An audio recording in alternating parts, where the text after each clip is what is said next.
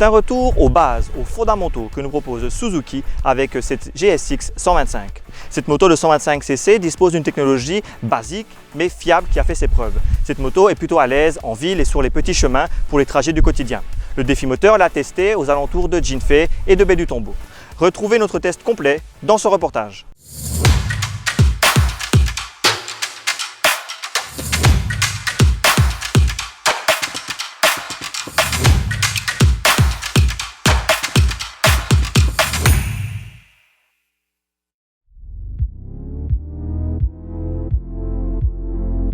Cette petite routière a un look sobre au premier regard, mais quelques détails ressortent afin de lui donner un peu de caractère et de modernité.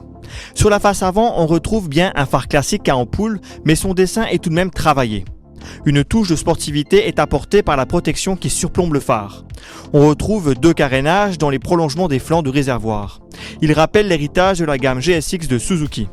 Enfin, les caches latéraux sous la selle arborent du gris mat qui hausse la qualité perçue.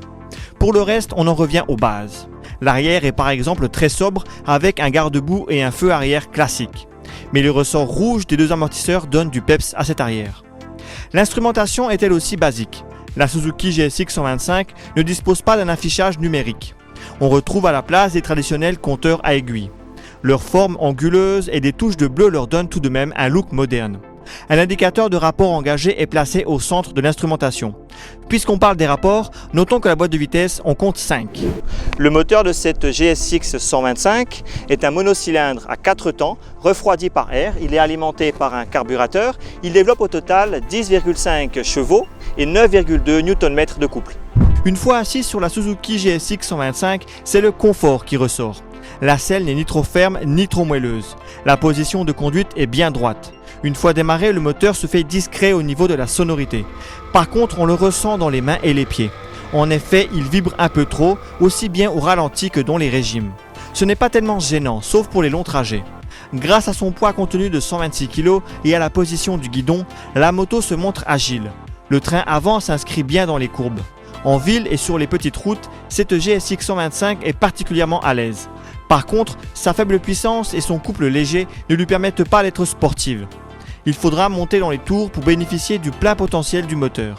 Heureusement que celui-ci accepte d'aller jusqu'à 10 000 tours par minute avant d'entrer dans la zone rouge. La pleine puissance est atteinte à 9 000 tours par minute et le couple maximum à 7 000 tours par minute. Cela permet donc d'emprunter l'autoroute sereinement, sauf s'il faut effectuer des dépassements ou prendre une montée. Le freinage avant est convenable par rapport à la puissance et le poids de l'engin.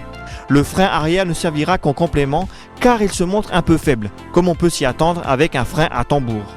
La Suzuki GSX 125 est une moto à la technologie basique certes, mais elle est bien adaptée à un usage au quotidien sur de courts trajets, notamment en ville. Son design sobre, mais avec des touches de modernité, lui assureront de plaire au plus grand nombre. On peut lui reprocher la vibration de son moteur.